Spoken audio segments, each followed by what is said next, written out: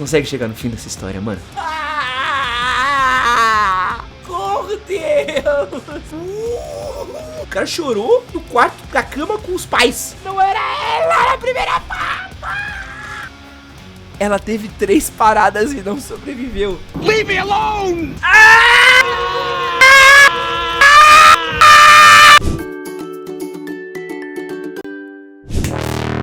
Assim, dia de relato de Reddit. Eu quero falar pra vocês que eu já tô deprimido, tá? Que não tem. O José Saramago tá sorrindo no túmulo. Não tem um parágrafo. Não pulou uma linha. Não tem, filho da puta. E esse botão aqui, ó.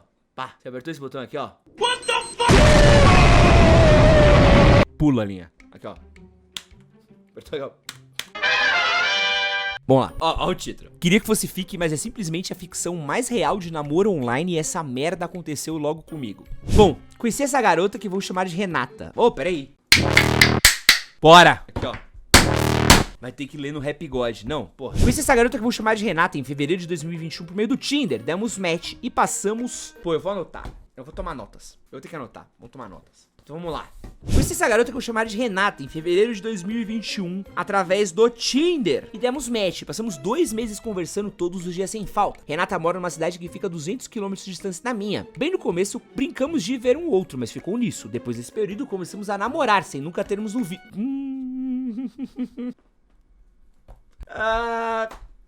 culpado de um web namoro 200 km longe do chifre.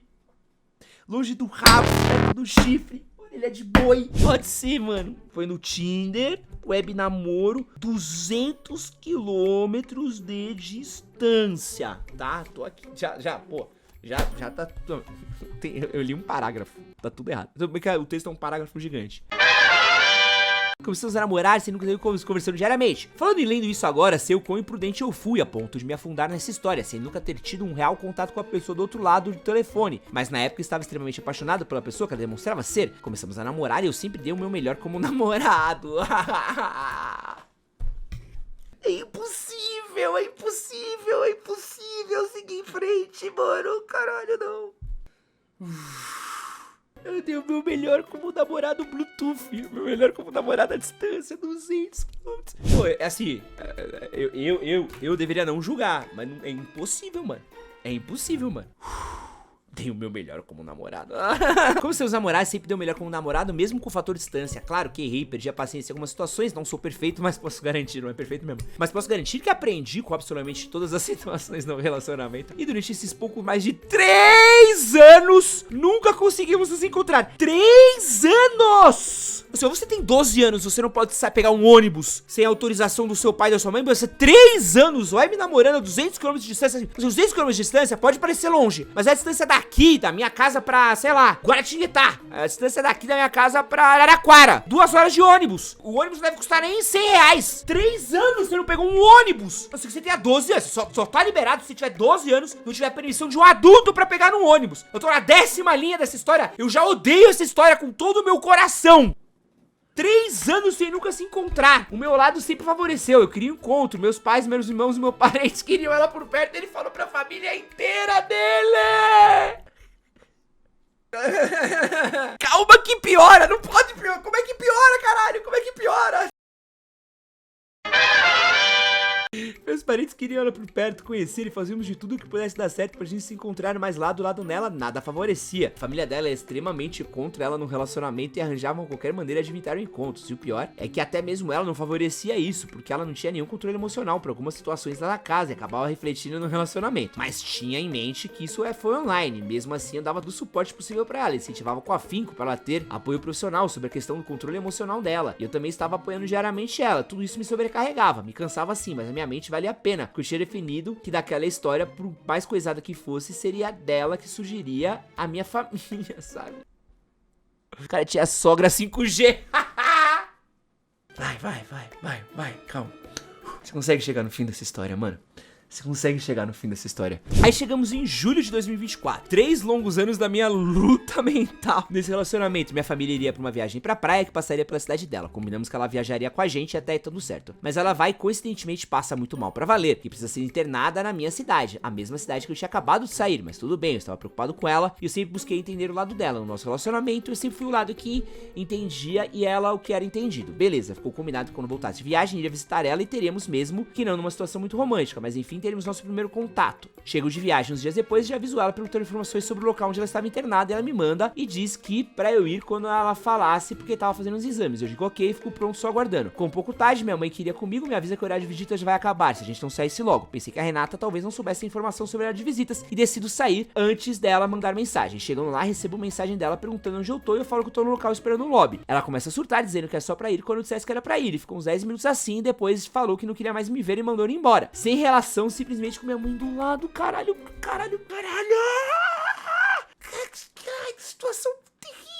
Sem reação, simplesmente com minha mãe do lado, à noite, num lugar totalmente deserto por causa do horário e decidi voltar pra casa. Nunca vou esquecer da vergonha que eu senti quando dirigi aquela noite. Meus pais sempre confiaram em mim durante todo o relacionamento, mas também se preocupavam, pois conheciam nada na Renata e eu tava envergonhado por ter tirado minha mãe de longe de casa, pensando em tranquilizar ela, apresentar a Renata e etc. E no fim de tudo errado, só consegui abrir a boca pra pedir desculpa pra minha mãe, engolir seco enquanto lágrimas caíam e mordia minha boca. O cara chorando na frente da minha mãe. Onde que o homem se rebaixa por conta de uma buceta? Não, mano, na história, mano, não. Eu estou cansado, chefe. Mano. Pro lado, quando minha mãe me chama rapidamente, vejo ela chorando e aquilo, a mãe do cara tava chorando. Ai, a mãe do cara tava chorando. Vamos, a gente vai conseguir. A gente não tá na metade ainda, chat, mas a gente vai conseguir, mano. A namorada holográfica do cara quebrou o cara e a mina. Não, a mãe dele. Minha mãe sempre me apoiou e acreditou em tudo que eu fiz na vida, mas ali naquele carro, naquela noite, ela diretamente me pediu pra terminar aquele namoro. Eu já não aguentava mais naquela situação que aquela menina não quer nada comigo e que tudo isso tá me fazendo mal. Depois de um papo dentro do carro, volto pra casa, entro no quarto no silêncio, não sei quantas horas passaram, mas sei que pensei muito. Quando eu terminei de pensar, fui falar com a Renata e decidi terminar. Sei totalmente que fui um babaca por tomar essa decisão enquanto ela tava internada, serão cara ainda tá se achando um babaca. Socorro, Deus, sou eu de novo. Me tira dessa história que não dá pra ler, não dá. Não dá pra ler. Mas seria melhor a ele com ela tendo apoio médico e familiar do que depois, sem nenhum dos dois. Também seria pior o fato de eu estar em relacionamento já ter terminado e terminar ele. Então eu já fui decidido a terminar. Mandei a mensagem explicando tudo pra ela. Passa umas 2 horas. Ela passa umas 2 horas tentando reverter a situação. Apesar de decidido, né? Dela doloroso. Passei 3 anos da minha vida focado exclusivamente naquela pessoa. Sei que é errado, hoje sei. Mas o que eu fiz naquela época pra romper o vínculo, bloqueei. Depois disso, só tive força pra cambalear em direção ao quarto dos meus pais. Acho que nunca chorei com tanta intensidade por tanto tempo toda a minha vida. Chorei para um senhor. O cara chorou no quarto da cama com os pais. Não pode piorar, não. É impossível piorar. Eu declaro. Declaro aqui, ó. Impossível piorar. Impossível piorar essa história. Essa história piorar. Mas claro que tinha como piorar. No outro dia acordo e vejo o status do primo dela com sinal de luto. Não. Pergunto disparadamente o que aconteceu e ele me responde: ela teve 3 paradas e não sobreviveu.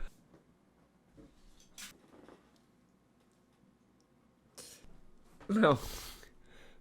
Não. Nesse momento meu mundo para, meu coração para, minha mente para. Eu terminei, mas não queria absolutamente nada de ruim pra ela. Pelo contrário, só que ambos pudessem seguir a vida e graças a mim ela perdeu a dela. Pelas próximas 17 horas eu tive, até hoje pelo menos as piores horas da minha vida, o sentimento de que uma decisão tirou a vida de alguém. Por mais que eu refletisse, meus pais conversassem comigo, nada tirava esse sentimento e tirei a vida de alguém. Mas esse filho da puta, a única vez da vida que ele olhasse essa mina fosse no funeral dela. A única vez que ele viu ela pessoalmente foi no funeral. Ah, Maxwell, por que tu fez isso, Maxwell? Eu já não sabia como seguir a vida a partir daquele ponto, mas pra ter uma coisa boa, do nada eu recebo mensagem daquele mesmo primo dizendo que a avó dele queria conversar comigo. E até então, absolutamente nenhum parente do lado dela tinha entrado em contato comigo tirando esse primo. Aceito, recebo a ligação, ela perguntou o que tinha acontecido com a neta dela. Eu falo porque terminamos da situação que estava no relacionamento, e as falas dela me soltam informação que literalmente salvou minha vida. Minha neta tá bem, ela teve umas complicações e tá se recuperando. Bicho, what?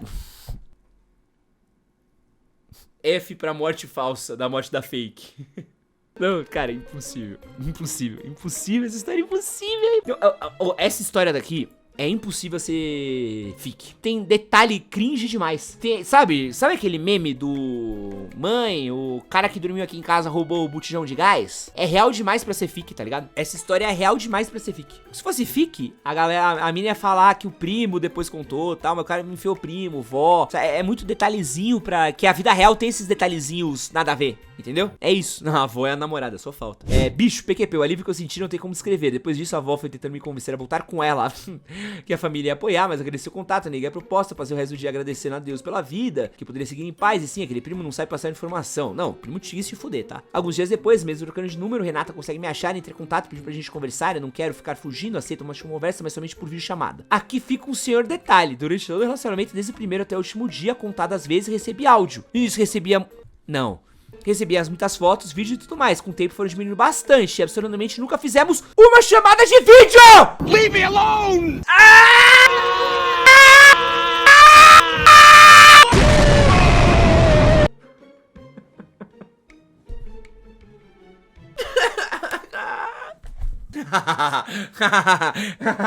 Teve uma punhetinha guiada, uma tetinha pra fora, live stream de siririca, não teve nada. 3 anos, uma xerequinha pá, no visualização única, na raba, pra você tocar uma antes de dormir, que é isso? Não, é impossível, é impossível. Não, mano, impossível.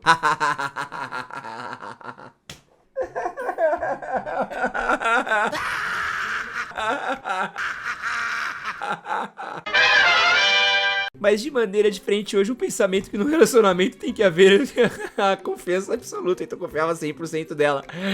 Apesar dessas... Ai, 3 anos o cara não viu uma teta. Beleza, chegou a hora da videochamada. Ela parece bem linda, prática. Conversamos, mostro ela pra mãe e pro pai que queria ver ela. Ela tenta me convencer a voltar, que vai ser diferente, mas deixo claro que aquela não vai ser uma despedida. Uma hora depois ela surta e ficou 1 hora. Mano, não tem ninguém bem, não tem ninguém medicado nessa história, mano. Dias depois, eu já no meu processo de pós-término, seguindo em frente, meio tristão, mando mensagem pro primo lá, só pra me tirar uma dúvida. Tava desde o dia da chamada de vídeo, o cérebro da gente às vezes confunde a gente, né? Quando eu tava na chamada, não tem os detalhes no rosto dela. O rosto, o qual eu tive 3 anos pra analisar de cabo a rabo, que eu nunca tinha notado. Antes, coisas adicionadas, coisas faltando, mas nada muito diferente. Então pensei que fosse meu cérebro. Mas fui pro primo e mandei umas fotos que eu ainda tinha dela. E uma delas de um print no dia da videochamada. E só perguntei, qual delas é tua prima? E ele só me respondeu, putz. Como já puderam ver, ele é o melhor no quesito mentir. Fala. Ele falou, cara, ela edita muito as fotos. Ou é outra pessoa. É que hoje todo aquele sentimento de tristeza que normalmente são vividos no fim de relacionamento deixaram de existir e viraram raiva, pura raiva. A pessoa pela qual eu me dediquei, direcionei esforço, sentimento e tempo simplesmente desde o primeiro dia, lá em 27 de fevereiro de 2021, começou uma mentira mandando uma foto de uma pessoa que não teve ela, não era ela na primeira foto!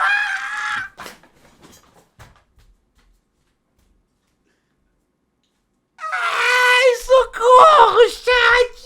Socorro, chat, socorro! Ai!